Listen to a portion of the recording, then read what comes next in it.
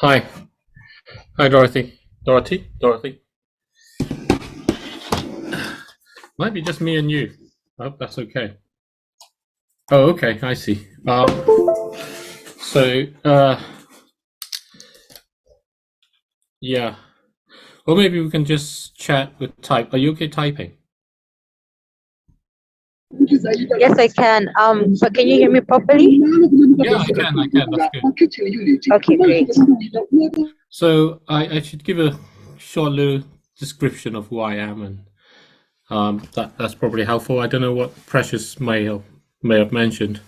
My name is David. I am in London, and I've been working. I've been working with Kaka in Nairobi with regards to the campuses and colleges, East African campuses and colleges Green Network that he's been promoting along and establishing, and which I think we got in contact through Precious. And along the way, we had a conversation beforehand about after the impact of Cyclone Freddy, it's generally about what people felt, what they thought would be good to do, and so on.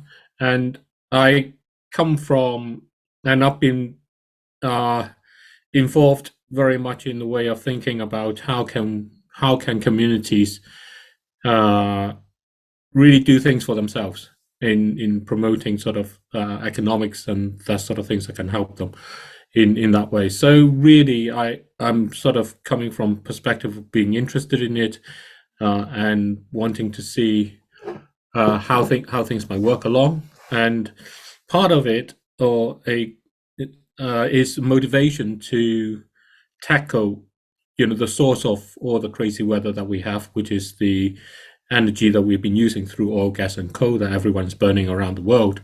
And within that, what we feel very much strongly about is that it's going to take everybody coming together to give their voice, to give their consent, to take them away from the ownership that they're at currently. The problem with that is actually what everyone's concerned with is being able to have livelihoods. So we kind of have to address the question of how can people feel that they can have livelihoods, they feel that they can have the things that give them joy, not just today, but also tomorrow, which is really where all this thing comes to. Precious mentioned that you're starting some work in speaking with local communities and thinking of what to do.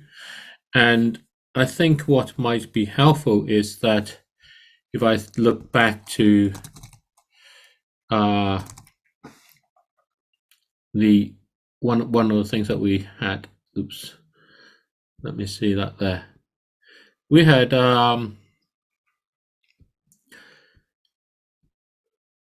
through the conversation we had, I think I'm trying to find that there. Okay, so we had a conversation along, and with some of the other people who are where is this?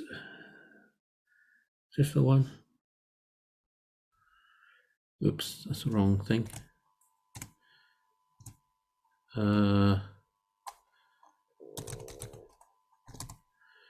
My apologies for this somewhat. It's all right. I think that might be the right one. I don't want to forward it to the wrong chat because I think it might just... Oh, this is a bad idea. That's the wrong chat. Definitely. And in fact, that shouldn't even be here anymore. Yeah, that's there. Oh, in fact, it's there, but you wouldn't have seen it because it would have been before. I think you were connected along with this. Are you part of this? Let me share screen so that you can see what I'm trying to do. All right. I'm sharing my screen, so you should see my WhatsApp. Yes, I can see. Are you in this WhatsApp? Yes, I am. Okay, so because you, I think, were connected later, there was a document in here which I'll post again into it. Oh yes, I think Precious sent me the same document. Okay. So basically, I'm gonna open this, and the conversation. I summarized the conversation how the people from Malawi were expressing. It was a technique I got introduced to, actually, the reflection technique. It's called Gibbs cycle of reflection. Let me put that into the chat here so that you can see. Gibbs cycle of reflection, which is used in kind of medical situations by the staff and so on to help them deal with, can sometimes be very traumatic things.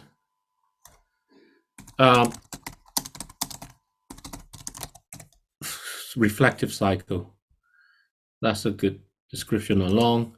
So as to be able to look through the situation and understand, that's what I was following through, and I think I might have been recording of that before as well. And then I followed up from it in terms of what the people were saying. Let me just have a look up, and if I carry on through into our YouTube thing.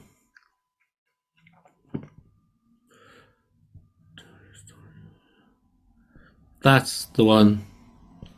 I'll share that back into the WhatsApp.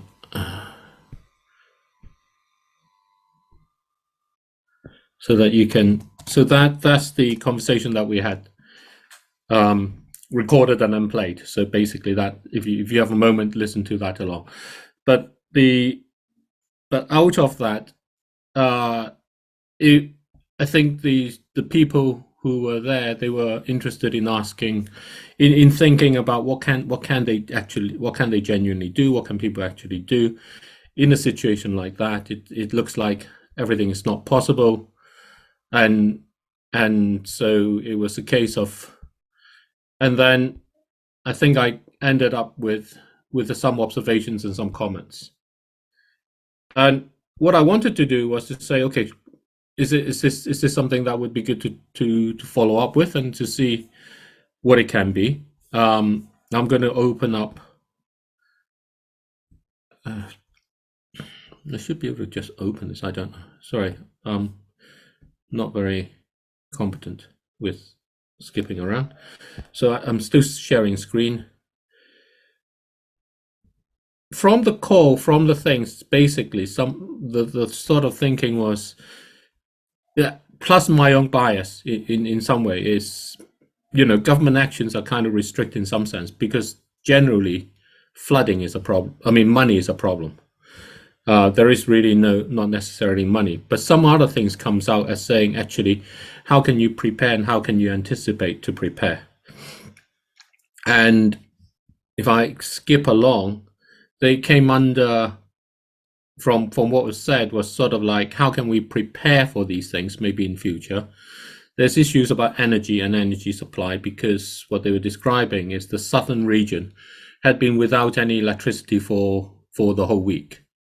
These things are obviously important along, and communications. If you don't have electricity for a whole week, your phone runs out. You obviously have communication problems all around. But there's also communications before and different types of it, and this puts aspects about the rebuilding of communities and those things. So some of the part I'd spent a few years before working, living in Tokyo. So I'm actually born in Hong Kong. I went to the UK when I was 11. I've lived in the UK since, and my training is physics, but my profession was finance. So I have a combination of the two things along. When I was in Tokyo, I was working in physics, and there was I was also understanding, because they have earthquakes and lots of different natural disasters all the time. There's this aspect of really training from very, very young age, with understanding about how to prepare and how to respond and how to react. And so those were things that can certainly help in some sense along with it. So this is putting some of those. And then there is sort of things about energy supply and energy resilience. And one thing I'd like to know is really, what do people currently do? And so with all of these, I guess the question is, how do the people themselves actually see it, and what actually works for them in that way? And the energy part is, the starkest thing I looked up and found was that, Malawi has about 6 to 7 kilowatt hour of energy per square meter. So, hold your hands up, hold your hands out lengthwise, and that's a square meter. And every day there's about 6 to 7 kilowatt hour. And that's enough, basically, if you can take that power into something like, to cook rice and everything else. But if you need a solar panel to do it, it's not going to work because you can't afford it for a start. And if there's a problem with it, you can't fix it. But there are lots of other things about, well, how can one use that sort of energy? And what might be sensible for communities, and how would communities view that? And then communications came to actually maybe a little bit about what is communications need to be about, because it goes to sort of community rebuilding. And by the way, this is sort of my summary of the conversation that was had. So they're not necessarily me thinking that's what we need. It's the way of sort of trying to express what people had said and capturing it in a way. And then, of course, there's the bigger picture of how do we deal with the whole climate change issue and all of that. But we'll leave that aside for now, because that's not what this is about. So what I wanted was just to bring kind of that along and really think about, how can think about how can students connect with communities which are affected or maybe not affected, but in terms of preparing and thinking about how it is. And I think some of the other aspect that's actually quite important is, I think I made a point, people don't want to move, they stay where they grew up. And so there's a lot of things that kind of, if you talk to someone outside or from outside, they will say they can't live there, they need to move away. But actually, genuinely, that's very hard, because when you move people to a new place, they tend to become displaced, and they never really establish economic independence. They tend to do worse as opposed to do better, unless you've got sort of very good ways of doing that. If you think about places where people move to large displacement camps, the opportunities and things are just not there. So it becomes a case of asking actually what might be done otherwise. So really, I don't have too much else, except that I have an interest and I have a belief also within all of this, is that, and this is where EACCGN comes into, the East African Campuses and Colleges Green Network, is that we need to turn our kind of climate and green actions essentially into ways of building livelihoods, genuinely within communities, for ourselves, for the students, and for the communities that they may be able to work with.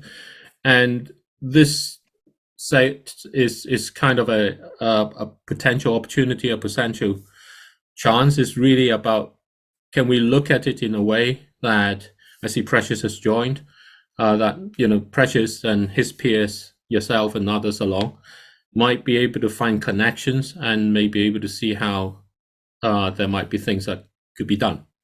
Where do I come in? Maybe nowhere at all. Maybe someplace where we can help Richard and I, who are part of this Rethinking Choices, tackling the very big picture of changing the ownership of oil, gas, and coal. Clearly have an interest in ensuring that people are able to make the choice, freely, for choosing not to have oil, gas, and coal. But to do that, they need to be able to see that they can have a tomorrow, and that's how we're interested in that way. I don't know if that described much to you.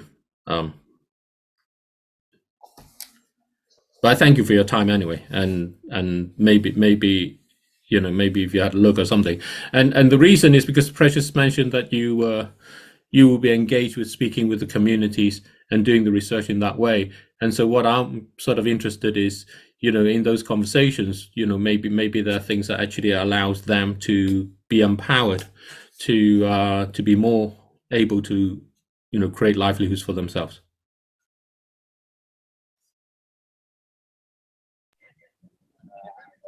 Thank you so much, David. Can you hear me? Yes, I can. You're very clear. All right, thank you. Thank you so much for the presentation and sharing the links and the chat. If you're not able to hear me at any time, please let me know because I am in a bit of a noise.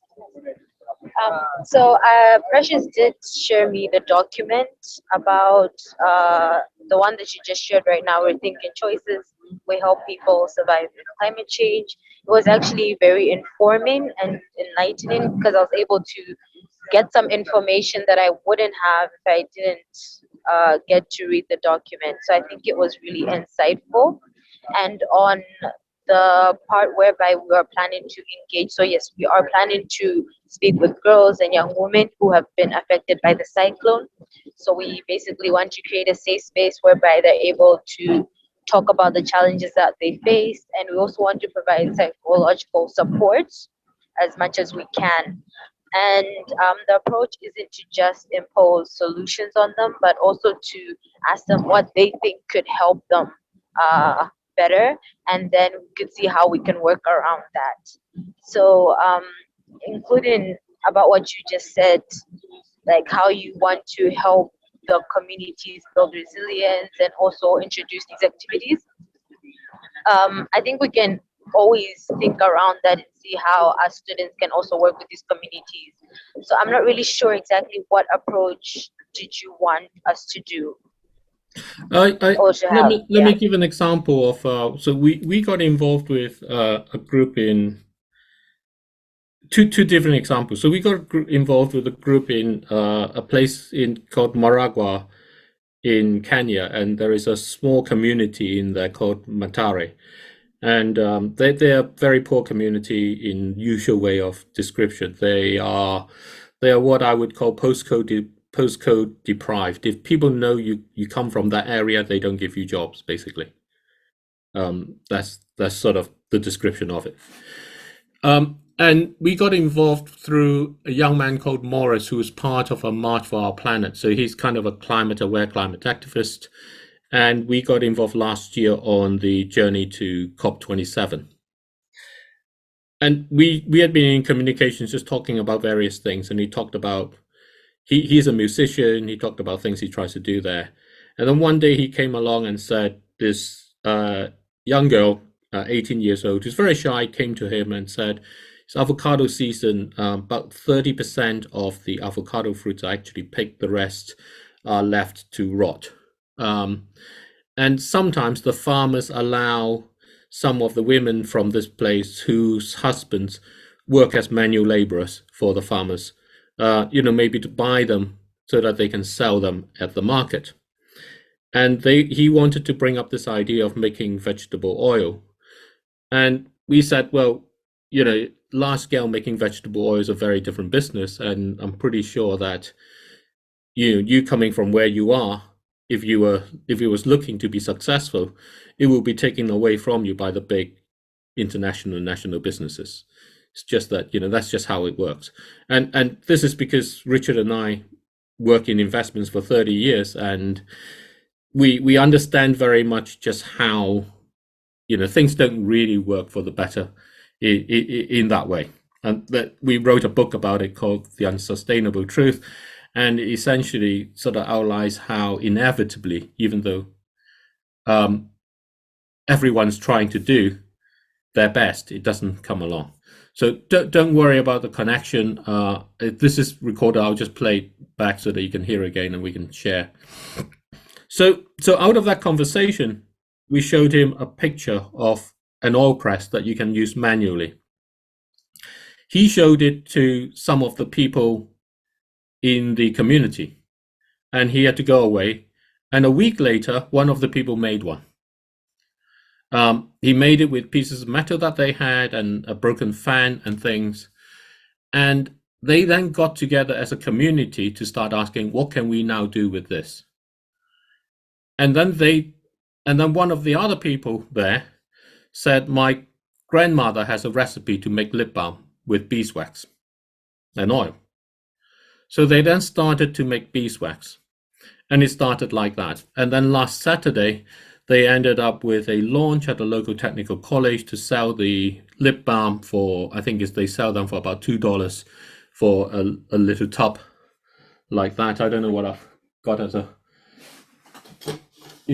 probably that kind of size little tub of beeswax type thing. And then they essentially came together.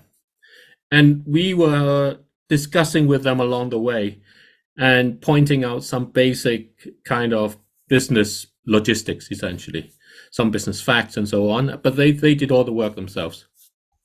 I'm going to wait. I hope you connect back. I see that we've lost.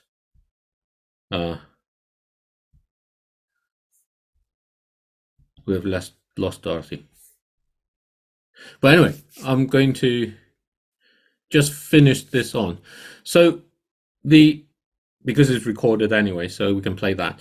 But the point about this is this was an approach that they came themselves, and where we actually ended up helping was only in overcoming some of those hurdles that inevitably you need if you're going to sell some product which is kind of thank you, welcome back. So I was going to say the only part we did was really to be kind of like, in some ways, a business, between a business coach or business mentor and to help with some of the hurdles inevitably you come to. If you want to sell beeswax, you need to be able to have an official government certification. So we helped making sure that they can get that and those sort of things. But they looked out very much for their own things. Now, the thing that came out of it is it ended up involving about 30 different people in the community. It ended up changing the way the community felt of what they can do. And our friend Morris keeps talking to us about that. It ended up bringing the different people there was a young man, an 18-year-old young man, who is from a different tribe and speaks a different language. And he ended up becoming part of the group. And he made a song with him to be the advertising for this. And then last Saturday, they had this launch and this event. And then afterwards, the elders started talking about how maybe they can actually give some representation themselves for members of the community who had been arrested for little misdemeanors that usually mean that, they are not able to get representation for. And so there's a sense of being empowered to look after themselves has come from this. And it's given a few examples of this. So where we come from and what we believe very much is that economics can always emerge out of situations that we generally look to and say, there's nothing here. The reality is there are always resources and opportunities, but we have to be able to look at it in the same way. And one of the things that we had as a comment on the launch, for example, is they felt that they needed a loudspeaker system, get some media in, and all of that was going to cost something like $300. One batch of their lip balm sells for like $150. And we were saying, that's just really bad economics. That's just bad. And you cannot afford to give two batches up for something that you think they need. And so we were saying, no, don't do that. And we're not going to provide you money for that. But they had their launch, and then we had a conversation with them. They were initially going to say, we now can't have our launch because we don't have the money to have the sound system and those things. And we were saying, well, you've already got people together. You've already got them to attend. So you have the opportunity, so use it. But don't worry about what you don't have, because everybody knows you come from an area that has no money. So they will understand. Instead, what it means is instead of one person speaking with a loudspeaker, all of you should be able to speak to everyone around. And so it gets you to use your voice in different ways. And we caught up with him after. He said, it was huge rain. They expected 150 people, 90 came, so that was good. 90 came. And his laptop got drenched, which he's finally managed to dry up, so it still works. Um, but he said it was good. It was great. They sold their what they had out of their stock, so it was good for them in that way, and it was good for them all to speak. And that's kind of how we see it. Is that they are kind of in that way an example. And another one that we have is from the side of our conversation with Kaka and EACCGN is, we emphasize you have to find ways so that you can make profit out of what you do. And we have a conversation, for example, with a friend in Hungary, and he was talking about how they have a venture to try and bring sports fans, football fans together. And they think that, a lot of these fans don't have much money, so they shouldn't require them to spend any money. And I think a lot of people think that way when they look to projects. And I was saying that if you look around in the natural world around us, if you look at our plants and our animals in the fields and in wherever it is, there is no such thing as a plant that is too poor. So it's an imposition we have. The question is, what are they actually willing to spend the money on? Because that's the thing that actually helps them. And when we do it in a way that we try to put forward what we think are their solutions, then very often it doesn't make sense to them. But there are things which do, and that's the place where we can start. And so in that way, we spoke to Kaka, who has been driving the EACCGN, about the efforts they've been doing with planting trees. And we're saying, here are opportunities for you. You have this network you want to make big. So how can you actually take the actions you do so that it can finance itself? And as soon as you start thinking in that way and being able to do that in a little way, it doesn't have to be so much big money. It opens up how you see. You begin to feel empowered. You begin to feel that you can write letters of representation to try and make sure that the young people in your community who are arrested for misdemeanors has a representation and can be freed. So it goes into all sorts of different forms. So I think that's the side where we are looking at, and that's the side where we feel that we need to look to, because money is actually going to become very hard from everyone.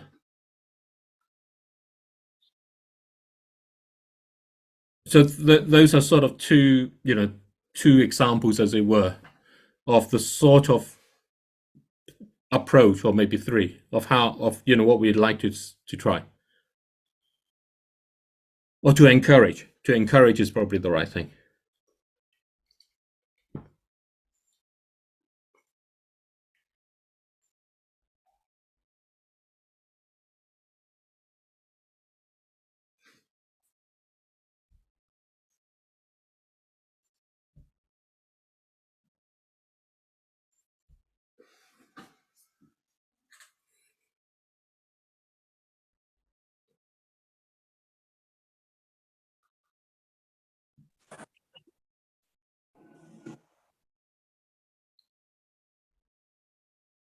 Hi. So that was so just before you dropped off, I don't know how much you heard. I was just giving some examples of how essentially that that sense of empowerment people can have, the ability to try things, to experiment with things, to feel that they can actually try it, and sometimes it takes just having someone to bounce those ideas to, and working together in that way, and that's kind of where I'm coming from, and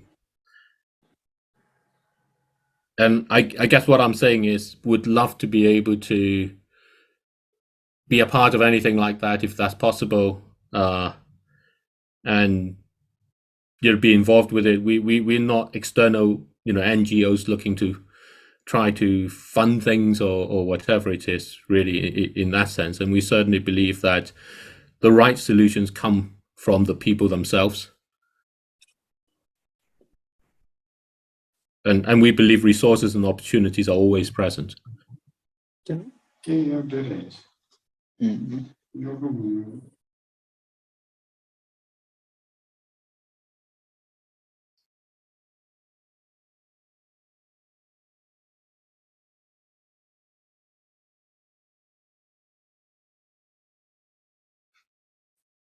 So, Dorothy, so you. Hello, yes, I'm here. Sorry, I kept getting disconnected. You were asking a question? So I just want to say hi, introduce myself, let you know what it is that we where our heart is, let you know where we come from and the experience and in some sense the examples. And really, I think that for me, Malawi is particularly interesting because I think I'm going to talk about a different thing at the moment, which I think what I might do is I will, if this works, I'm just going to share screen again, and so you know the picture of where we are and why we got into this. So I wouldn't say we were in any way sort of naturally so. I'm sharing a screen. I don't know if you can see that. Say hello to my. And I'm going to play this. Yeah, we also have an omnipresent God. Actually, I've lost Dorothy. Let's see whether she can connect back and then do this. If not, I'll just play it and then.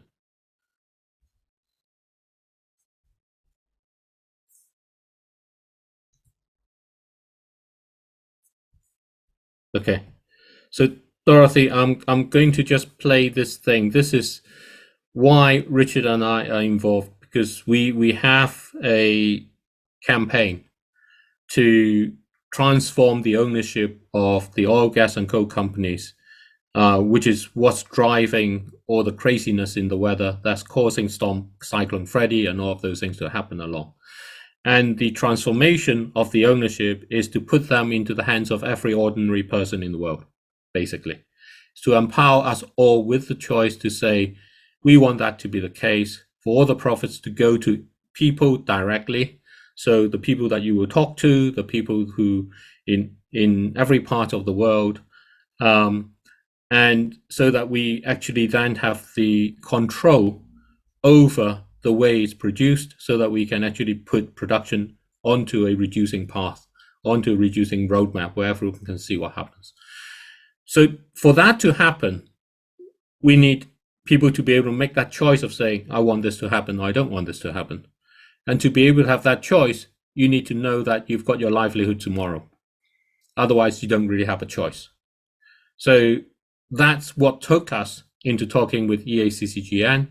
It's what took us to talking with Precious, is what took us to talking with the communities in Kenya and other places in the world, because we realized that it's not only about the livelihoods today, it's to be able to have that, want to have that for tomorrow as well. That's really, and the knowledge of that, that's kind of where we can become empowered to have a choice, to express our choice. So I'm just going to play a 3-minute video along here of what the campaign is about there that underlies this. And that's the reason why we want to help people with, in whatever the situations they are, to say, actually, how can we have those livelihoods? Yeah,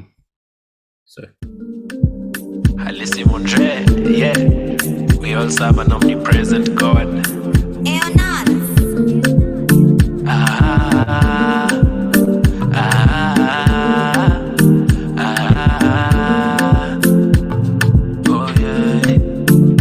Since you came into my life, ni mengi nimeponea.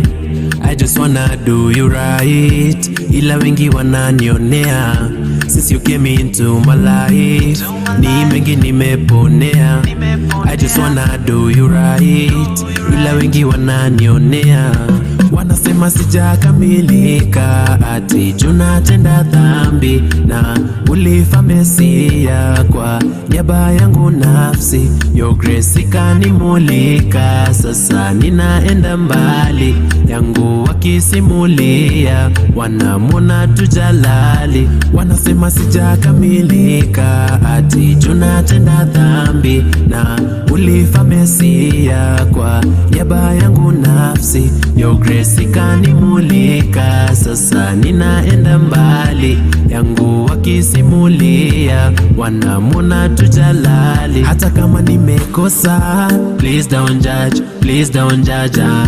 Baba patikani, just in charge, just in charge, yeah, yeah. Me and my father, we are in touch, we are in touch, yeah, maishani, he's in charge, he's in charge, yeah, yeah. Hata kama nimekosa, please don't judge, please don't judge, Baba patikani, just in charge, just in charge, yeah, yeah. Me and my father, we are in touch, we are in touch, yeah, maishani, he's in charge, he's in charge, yeah, yeah. Umekuwa na mitango kitambo, hata days nimekuweka kando, nikidhani solo neza fanya mambo, kagundua wewe ndo chambo. Hii dunia baba wewe ni landlord, we ni mwisho na bado we ndo mwanzo. That's why inabidi niwe humble, mashida nikupe uhando. Wanasema sijakamilika, ati tunatenda dhambi na ulifa Mesia kwa niaba yangu nafsi. Your grace ikanimulika, sasa ninaenda mbali, yangu wakisimulia wanamwona tu jalali. Wanasema sijakamilika, ati tunatenda dhambi na ulifa Mesia kwa niaba yangu nafsi. Your grace ikanimulika, sasa ninaenda mbali, yangu. So that's sort of how we got into this between Richard and I, and that's sort of our overall motivation. We want to get all the people in the world together and say, we don't like the people who are oil, gas and coal being owned in the way that they are, because that harms us. So we're going to do the thing that we can, which is to say we're going to take it over. But for people to be able to do that, they need to know that they can have the things that give them joy, that they can have them tomorrow. And that goes to talking to situations like in Malawi and saying, how can we have that? How can we help people to make sure that they can have that? And so that's sort of the background and the reason why we are here.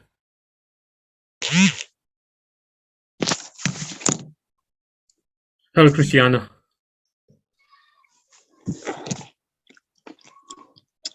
Hi. Hi.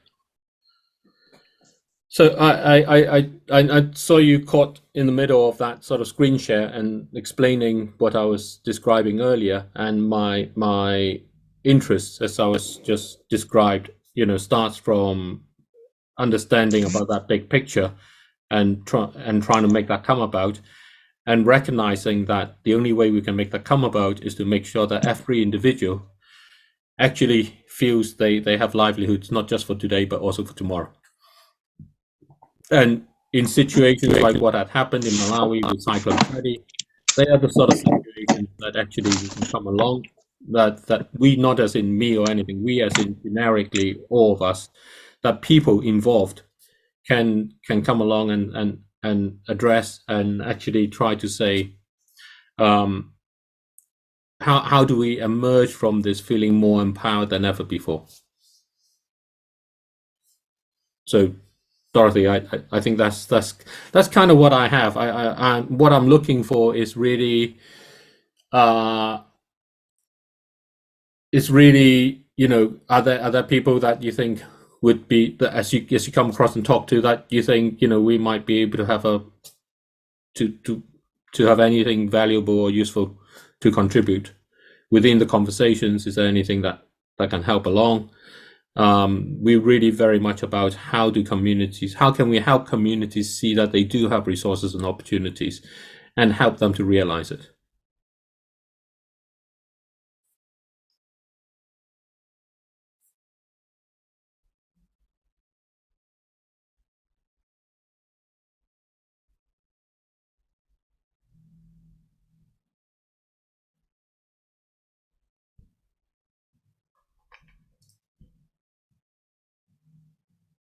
Hello. What would you like? What should we do after this? Anything or?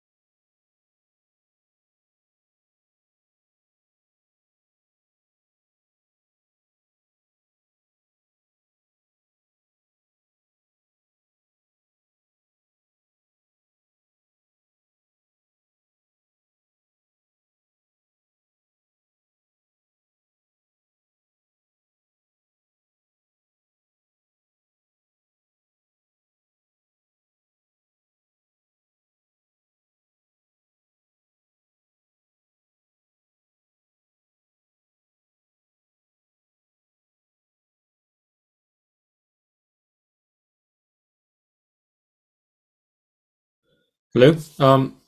And I'm not sure what.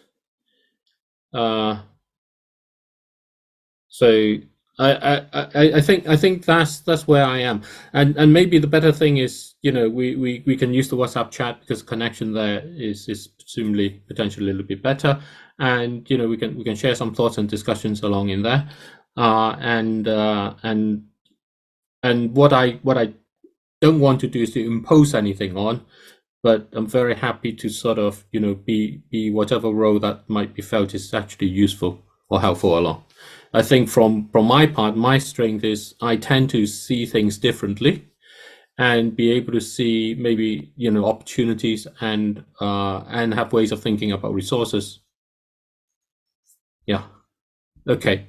So that's perfect. So what I'll do is I'm going to process the recording we have. I'm going to put it out onto YouTube and put that link onto the WhatsApp so we can all follow up from there. And thank you very much to everybody for lending me part of their Sunday. Really appreciate that. So thank you. So I'm just going to end this now. Thank you.